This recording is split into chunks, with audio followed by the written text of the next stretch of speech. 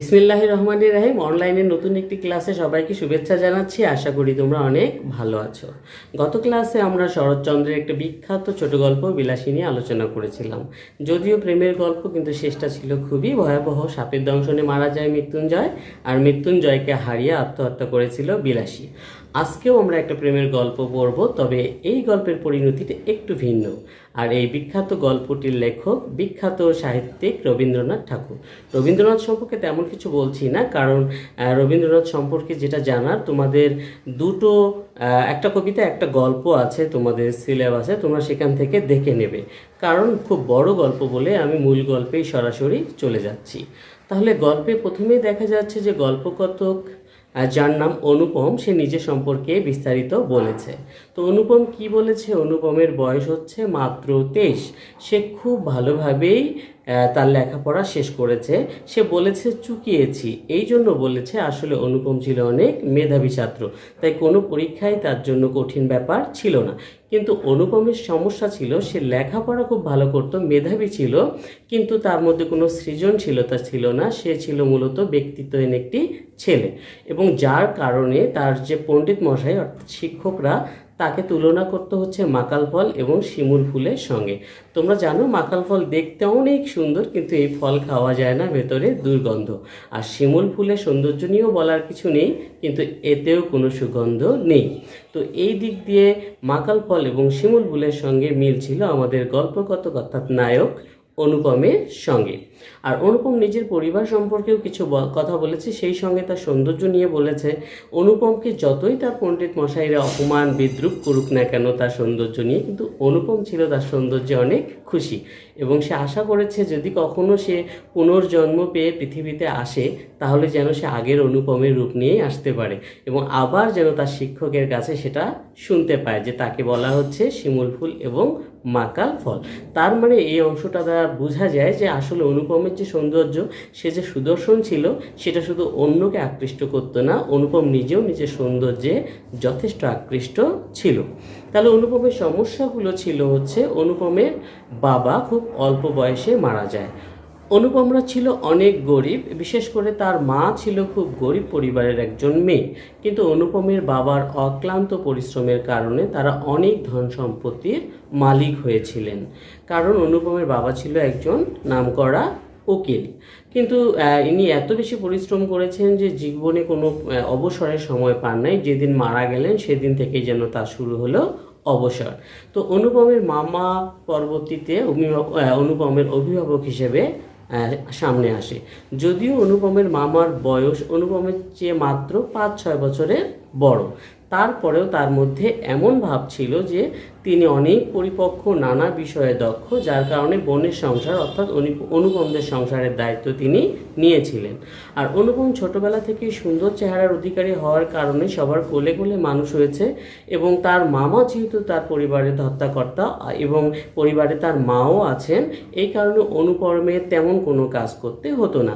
বাড়ির কাজগুলো করতে হচ্ছে অনুপমের মা, আর বাইরের যে কাজগুলো সেইগুলো করতে হচ্ছে অনুপমের মামা। এই যে নিজে থেকে কোনো কাজ করতে না পারা, এর কারণে অনুপম দিনে দিনে একজন ব্যক্তিত্বহীন পুরুষে পরিণত হয়, যা পরবর্তীতে তাকে একটা ভয়াবহ দিকে নিয়ে যায়। তো অনুপমের লেখাপড়া যেহেতু তার পরিবারের মন মতো করে গড়ে উঠেছিল, এমন আসল কথা হচ্ছে অনুপম কখনো প্রতিবাদ করতে পারতো না। তার মা বা মামা যেটা বলতো সেটাই সে মেনে নিত, সেভাবে সে গড়ে উঠেছে। আর অনুপমের মায়ের একটা সমস্যা ছিল, তারা যেহেতু হঠাৎ করে ধনী হয়েছে, গরিব থেকে ধনী হয়েছে, তিনি সব সময় প্রচার করতে চাইতেন যে তিনি অনেক ধনী, এবং অনুপমকেও বলতেন যে সেটা যেন সে বলে বেড়ায় বা নানাভাবে আচার আচরণ দিয়ে যেন প্রকাশ করে যে তারা অনেক ধনী। যদিও এই ব্যাপারগুলো অনুপমের খুব ভালো লাগতো বলে মনে হয় না, তারপরেও অনুপম এইগুলো নিয়ে তেমন প্রতিবাদও করেনি। তাহলে অনুপমের বয়স হচ্ছে 23, লেখাপড়া শেষ হয়েছে, চাকরির জন্য তার কোনো দুশ্চিন্তা নেই, কারণ বাড়িতে ভেতরের দিকটা দেখেন মা, বাইরের দিকটা দেখেন মামা। তো এই মুহূর্তে তার যেটা সবচেয়ে প্রয়োজন ছিল সেটা হচ্ছে নারী সঙ্গ। সে খুব করে অনুভব করছিল তার জীবনসঙ্গীকে, কিন্তু সে এতটাই লাজুক, এদিকে আবার তার মামা এবং মা এতটাই অন্যরকম যে তাকে যে খুলে বলবে যে তার বিয়ের দরকার, সেটা সে বলতে পারে না, শুধু মনে মনেই সবসময় নারীকে নিয়ে নানা ধরনের চিন্তা পরিকল্পনা স্বপ্ন বনে। তো এমন সময় অনুপমের এক বন্ধু যার নাম হরিশ, সে কানপুরে চাকরি করে, কোনো এক ছুটিতে কলকাতায় এসেছে। তো এসেই অনুপমকে একটা মেয়ে সম্পর্কে কিছু তথ্য দেয়। তো এই মেয়ের রূপ সৌন্দর্যের বর্ণনা শুনে পুরো কুপকাত হয়ে যায় অনুপম। সে স্বপ্ন দেখা শুরু করে সেই মেয়েটিকে নিয়ে, কিন্তু কিভাবে মামার কাছে বলবে যে অনুপম বিয়ে করতে চায়। শেষ পর্যন্ত সে তার বন্ধু হরিশকে গিয়ে অনুরোধ করে, দোস্ত প্লিজ তুই আমার মামাকে একটু বোঝানোর চেষ্টা কর। তো হরিশের একটা বিশেষ গুণ হচ্ছে সে খুব রস দিয়ে কথা বলে, আর সবাই তাকে পছন্দ করে। যে হরিশকে কাছে পায় সে গল্প করে, এমনকি অনুপমের মামাও এই হরিশকে পছন্দ করত। তো কোনো একদিন গল্পের ছলে অনুপমের বিয়ের ব্যাপারে হরিশ তার মামাকে বলে, কিন্তু অনুপমের বিয়ে সম্পর্কে তার মামার একটা মতামত ছিল যে মেয়ে ধনী পরিবারের হবে না, যে মেয়ে অনুপমদের বাড়িতে বউ হয়ে আসবে সে যেন মাথা হেট করে নিয়ে আসে। কিন্তু এদিকে আবার তার অস্থিমজ্জায় আছে টাকার লোভ, তিনি আবার অনেক বেশি টাকা যৌতুক পাওয়ার আশা করেন। তো এমন মেয়ে পাওয়া সত্যি সেই সময় কঠিন, কিন্তু হরিশ যে মেয়েটার মানে প্রস্তাব নিয়ে এসেছে অনুপমের জন্য, সেই মেয়েটার পরিবারের সঙ্গে অনেকটা মিলে যায় হচ্ছে অনুপমের মামার। তারা একসময় খুব ধনী ছিল, মানে এখানে যে মেয়েটার বিয়ের আলাপ নিয়ে আসা হয় সেই মেয়েটার নাম হচ্ছে কল্যাণী, আর বাবার নাম হচ্ছে শম্ভুনাথ, তিনি একজন ডাক্তার। তো কল্যাণীদের একসময় অনেক সম্পত্তি ছিল, কিন্তু পরবর্তীতে সেই সম্পত্তিগুলো কমে যাওয়া শুরু করে।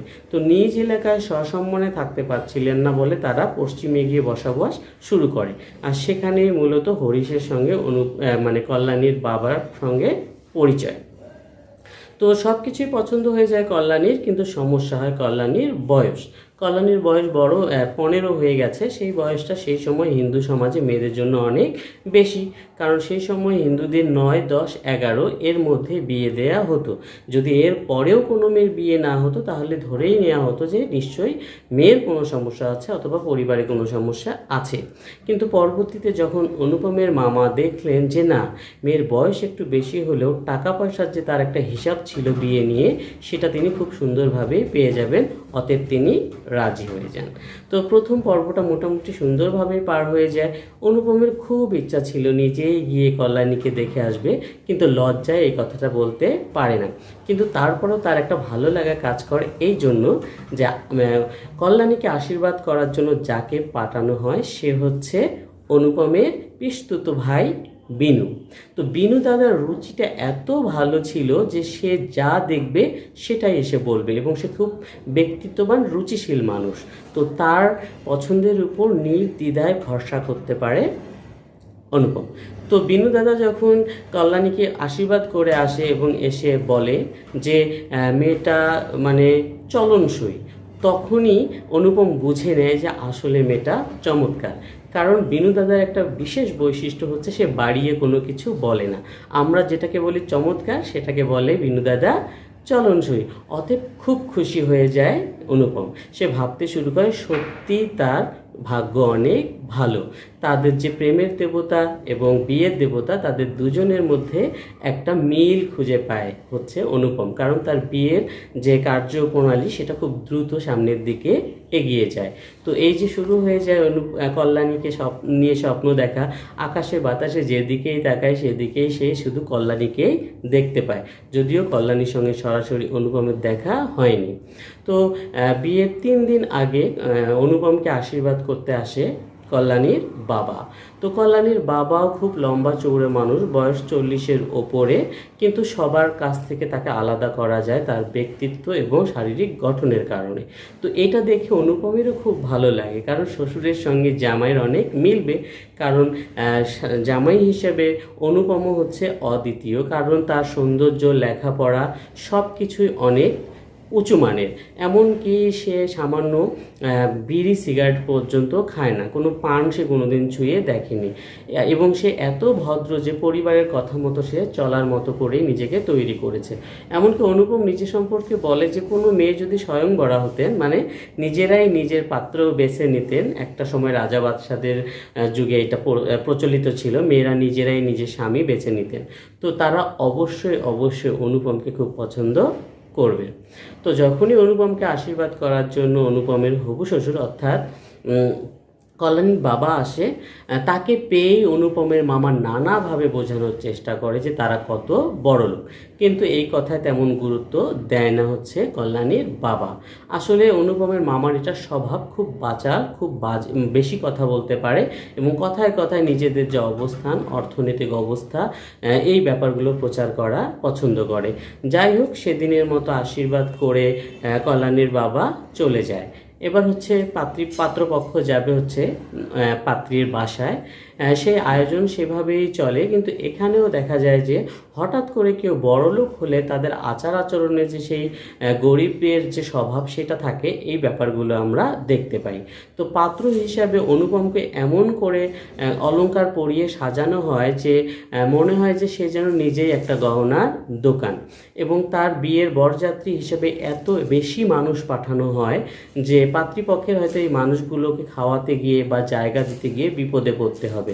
অথচ এটা নিয়ে অনুপমের মা এবং অনুপমের মামা খুবই খুশি, কারণ তারা মনে করছে যে এতগুলো মানুষ যদি পাঠানো যায় তাহলে খুব করে জব্দ করা যাবে অনুপমের হবু শ্বশুর অর্থাৎ কল্যাণীর বাবাকে।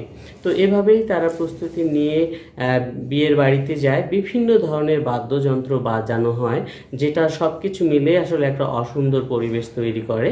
তো বিয়ের বাড়িতে পৌঁছেই অনুপমের মামার মনটা একটু খারাপ হয়ে যায়, কারণ যে আয়োজনগুলো ছিল সেটা মধ্যম মানের, এবং কল্যাণীর বাবা সেরকম কোনো মানে ভদ্রতা নম্রতা সেখানে দেখায়নি। যতটুকু না করলেই নয় ততটুকুই। কিন্তু সেখানে উপস্থিত ছিল হচ্ছে কল্যাণীর বাবার এক উকিল বন্ধু। তিনি প্রত্যেকটা মানুষকে বরযাত্রী হিসেবে যারা গেছে সবাইকে খুব সুন্দর করে গ্রহণ করে, এবং এই ঘটনাটা না হলে অনুপমের মামা হয়তো তখনই বিয়েটাকে একটা এসপার করে ফেলতো, হয়তো রাগ করে চলে আসতো।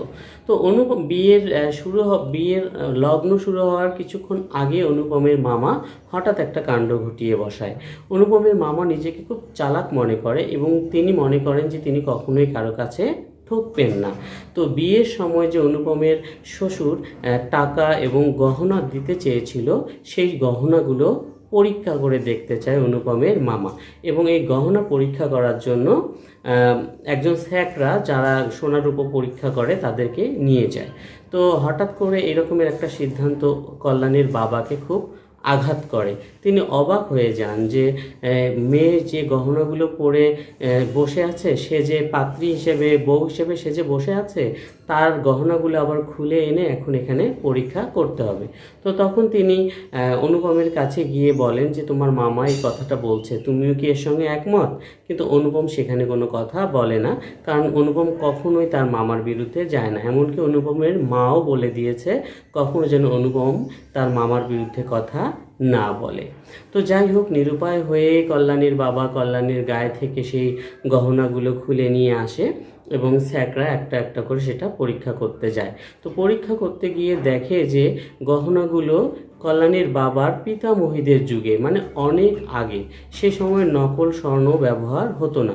হাতে নিয়েই স্যাকরা বুঝতে পারে এগুলোতে কোনো খাদ বা ভেজাল নেই। তো ওজন করে দেখে যে পরিমাণ স্বর্ণ দেওয়ার কথা ছিল তার চেয়ে অনেক বেশি স্বর্ণ দিয়েছে হচ্ছে কল্যাণীর বাবা। সেখানে যে স্বর্ণগুলো ছিল, কোনটা কত জোড়া ছিল, সেটা লিখে তালিকা করে রাখতে চান হচ্ছে অনুপমের মামা, কারণ বিয়ের পরে যদি দেখা যায় যে যেগুলো দেখিয়েছে সেগুলো দেয়নি, তিনি এতটাই নিজেকে চালাক মনে করে। তো গহনার মধ্যে একজোড়া ইয়ারিং ছিল, মানে কানের দুল। কল্যাণীর বাবা সেই একজোড়া কানের দুল স্যাকটাকে দিয়ে বলে এটা পরীক্ষা করুন। তো তখন পরীক্ষা করে দেখা যায় আসলে সেটা বিলাতি মাল, মানে খুব সস্তা মানের ভেজালে ভরা।